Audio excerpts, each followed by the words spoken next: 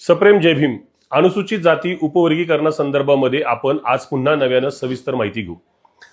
अनुसूचित जाती यादीमध्ये हस्तक्षेप करण्याचा अधिकार व ती नेमकीपणाने ठरवण्याचा अधिकार हा संसदेला आहे आणि त्यानंतर राष्ट्रपतीला आहे. मी पुन्हा सांगतो, संसदेला आणि राष्ट्रपतींनाच अनुसूचित जाती संदर्भामध्ये निर्णय घेण्याचे अधिकार आहेत. तरी सुद्धा महाराष्ट्रामध्ये हे उपवर्गीकरण का होतंय असा एक प्रश्न सर्वांना पडलेला आहे.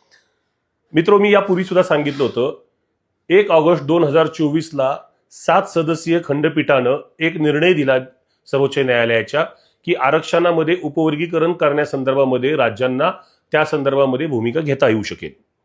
खरं तर सर्वोच्च न्यायालयाचा 1 ऑगस्ट 2024चा निर्णय हा भारतीय संसदेवर, संसदेच्या अधिकारावर आणि संविधानावर केलेलं अतिक्रमण आहे.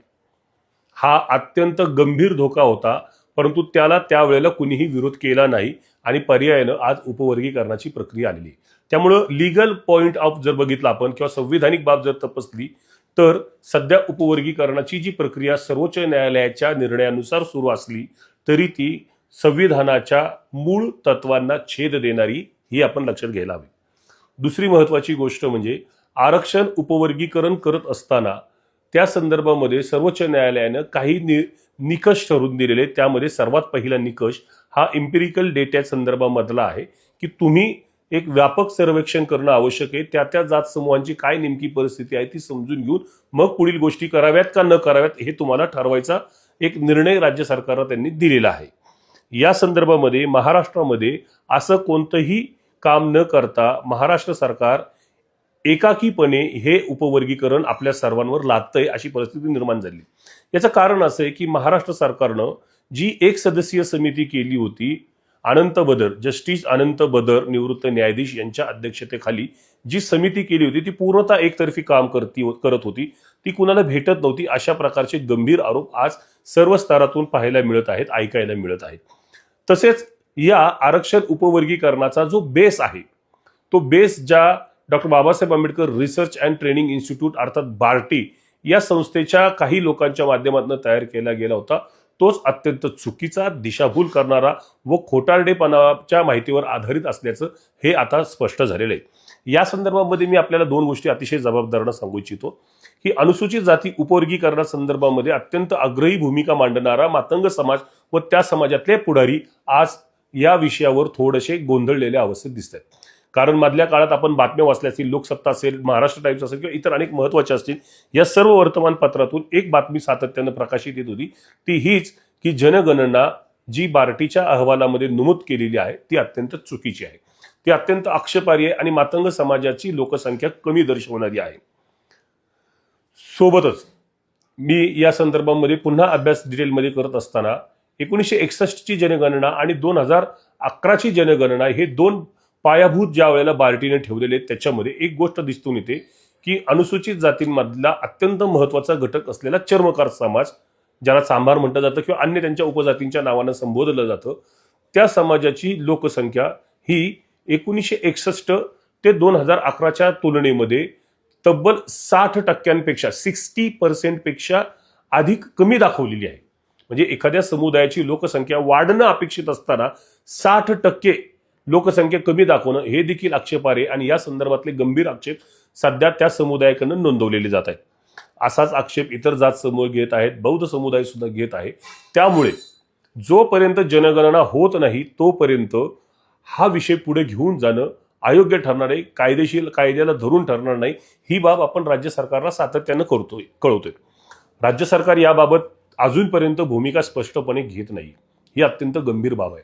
अनुसूचित जातींच्या मोठ्या लोकसंख्येसंदर्भामध्ये किंवा एकूण अनुसूचित जातींसंदर्भामध्ये हा निर्णय होणार असल्याने जो अहवाल न्यायमूर्ती अनंत बदर समितीचा आहे तो सर्वांसमोर जाहीर होणं आवश्यक आहे आणि ते अहवाल जाहीर झाल्यानंतरच त्यावर आक्षेप व सूचना नोंदवल्या जाऊ शकतात ही परिस्थिती.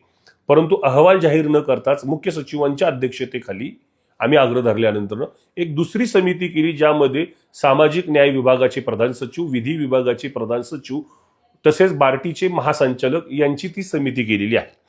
आता ही समितीचं कार्यपद्धती काय आहे ती देखील अत्यंत आक्षेपार्ह आहे.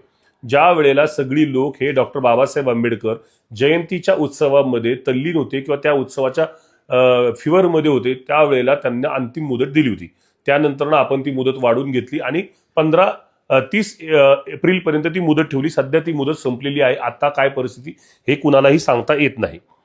पण यामध्ये जो शासन निर्णय काढला होता मुख्य सचिवांच्या अध्यक्षतेखालील समितीचा, तो अत्यंत गोंधळात टाकणार होता. या संदर्भामध्ये जर कोणाला काही सूचना व हरकती द्यायच्या असतील तर त्यांनी त्या सूचना व हरकती या ईमेलद्वारे द्याव्यात असं सांगितलं होतं. एक ईमेल आयडी त्याच शासन निर्णयामध्ये दिला होता.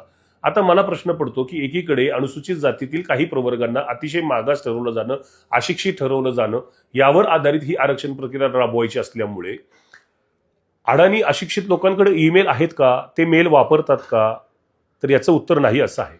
बहुतेक लोक हे ईमेलचा वापर करत नाही आणि आक्षेप नोंदवण्यासाठी सर्व समुदायाला संधी मिळायला हवी यासाठीचं जे व्यापक जनजागरण करणं शासनाकडनं अपेक्षित होतं, समितीच्या कार्यपद्धतीबाबतचा होतं, ते कुठेही झालेलं नाही. तरी सुद्धा ते एकतर्फी आक्षेप घेतात आणि ते पुढे जातात. बरं, आता समजा ज्यांनी कोणी ईमेलवर आक्षेप नोंदवलेले ते आक्षेप जर एखाद्या क्वाशी ज्युडिशियल प्रोसिजरला आम्ही सामोरं जातोय आणि घटनात्मक पेच प्रसंगाच्या अनुषंगानं एका मुद्द्याला आम्ही सामोरं जातोय, तर आमचे आक्षेप नोंदवले गेलेत की नाही याचं उत्तर आम्हाला मिळालं पाहिजे ना. तसं कोणतंही उत्तर अद्यापपर्यंत आक्षेप नोंदवणाऱ्या लोकांना मिळालं नाही. मला तरी नक्कीच मिळालेलं नाही. त्यामुळे हे आमचे आक्षेप खरंच नोंदवले गेलेले आहेत का, त्या खरंच सुनावणी होईल का, हा एक प्रश्न या निमित्तानं सुरू होतोय. आणि यातून महत्वाची म्हणजे या समितीच्या पारदर्शकतेबाबत देखील प्रश्नचिन्ह उभं राहतंय आणि त्याचं उत्तर सरकार म्हणून अजूनपर्यंत दिलं जात नाही. त्यामुळे गोष्टी येतील. मधल्या कालावधीमध्ये आणखीन काही गोष्टी पुढे आल्या की मातंग समाजाने लोकसंख्या कमी असल्यामुळे जो सुरुवातीपासून आग्रह धरला होता की उपवर्गीकरण हे लोकसंख्येच्या आधारे व्हावं आणि त्याला काही लोकांनी पाठिंबा, अर्थात उपवर्गीकरणाला एक मोठ्या प्रमाणामध्ये विरोध जरी असला तर काही लोकांची स्पष्टपणे भूमिका आहे की जर होणारच असेल, एक तर आरक्षण उपवर्गीकरण होऊ नये, पण जर होणारच असेल तर कोणत्याच जात समूहावर अन्याय होऊ नये आणि ज्याची जशी संख्या असेल त्यानुसार ते देण्यात यावं, जी सुरुवातीपासूनची मागणी आहे. ती मागणीला व्यापक सहमती दर्शवत असताना आपली लोकसंख्या कमी आहे आणि आपण तर समाजाला जास्त सांगितलेली, हा विरोधाभास लक्षात आल्यानंतर ते आता गोंधळात पडलेले आहेत आणि ही सगळी प्रक्रिया जी आहे ही आता उलटसुलट दिशेने चाललेली आहे. आणखीन महत्वाची बाब म्हणजे अनुसूचित जातीच्या संदर्भामध्ये जसं मगाशी मी सांगितलं, हा अत्यंत महत्वाचा विषय जर असेल तर तो राज्यातल्या विधिमंडळाच्या सदस्यांना सुद्धा का माहिती नसावा. अनंत बदर समितीचा अहवाल हा जर आंबेडकरी कार्यकर्त्यांना किंवा जनतेला उपलब्ध करून दिलाच पाहिजे. जर दिला जात नसेल तर किमान आमदारांना दिला पाहिजे. जे कायदे मंडळाचे सदस्य आहेत, विधानसभेचे सदस्य आहेत, विधान परिषदेचे सदस्य आहेत, त्यांना हा अहवाल का दिला जात नाही, त्यासाठी विशेष अधिवेशन का बोलवलं जात नाही, हा एक आमचा अत्यंत महत्वाचा विषय या निमित्तानं आहे. आणखी महत्वाची गोष्ट म्हणजे हा अहवाल तयार करत असताना कोणकोणत्या समूहाला हे भेटलेले त्याचं उत्तर नाही आहे. एकंदरीत मला पुन्हा एकदा शॉर्टमध्ये सांगायचं एवढंच आहे की आरक्षण उपवर्गीकरणासाठी महत्वपूर्ण ठरत असलेला, पायाभूत ठरत असलेला बार्टीचा अहवाल हा अत्यंत फेटाळण्यायोग्य आहे. यामध्ये मोठी धांदली निर्माण झालेली, गोंधळ निर्माण झालेली आणि त्या गोंधळ धांदली निर्माण झालेल्या व अत्यंत आक्षेप नोंदवल्या गेलेल्या डॉक्युमेंटवर इतकी मोठी प्रक्रिया राबवणं हे चूक आहे. सरकारनं ते करू नये.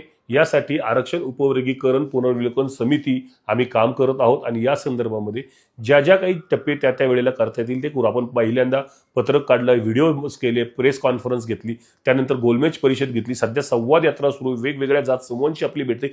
पुन्हा 17 तारखेला एक गोलमेज परिषद आहे आणि त्यानंतर विधिमंडळातल्या सदस्यांची संयुक्त बैठक होईल आणि मग यावर निर्णय घेतला जाईल. मी पुन्हा आपल्याला सांगतो की यातून एक गंभीर धोका पुन्हा पुढे आलेला आहे की जी बातमी महाराष्ट्र टाइम्स किंवा लोकसत्ता या पेपरांनी लिहिली होती की यामध्ये बौद्ध समाजाचं म्हणजेच पूर्वाश्रमीच्या महार समाजाचं आरक्षण हे मारलं जाणार, 50% अधिक आरक्षण हे कमी जाणार आहे लोकसंख्येपेक्षा.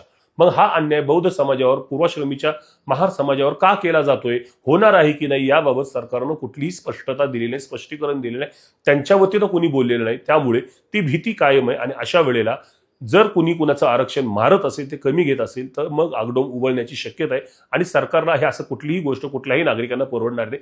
त्यामुळे सरकारने नागरिकांच्या मनामध्ये उत्पन्न होणाऱ्या प्रश्नांची उत्तरं दिली पाहिजेत. आपण कोणत्याही प्रकारे जनतेमध्ये असंतोष ठेवता कामा नये. जसं आम्ही स्पष्टपणे बोलतोय तसं सरकारने पुढे येऊन बोललं पाहिजे. ही इतकीच आमची या निमित्तानं मागणी. मी पुन्हा सांगतो, आरक्षण उपवर्गीकरणासंदर्भामध्ये मतमतांतर जरी असली तरी आपण एकमेकांबरोबर भांडू नये. आरक्षण उपवर्गीकरणाच्या मुद्द्यावर काही जात समूह एकमेकांच्या विरुद्ध लढवले जाण्याचा प्रयत्न काही सोशल मीडियावरील लोकांकडनं केले जात आहेत. ते अत्यंत चूक आहे, आक्षेपार्ह आहे. असं कुठलीही भूमिका करू नये. मागणी कुठल्याही समुदायाची असली तर त्याला खतपाणी घालणारी किंवा त्यावर निर्णय घेणारं सरकार आहे, मुख्यमंत्री. आपली लढाई ही मुख्यमंत्री सरकार यांच्याशी आहे. आपण आपल्या आपापसामध्ये भांडण करण्याचं काही कारण नाही. एवढं या ठिकाणी बोलतो थांबतो. जय भीम, जय भारत, धन्यवाद.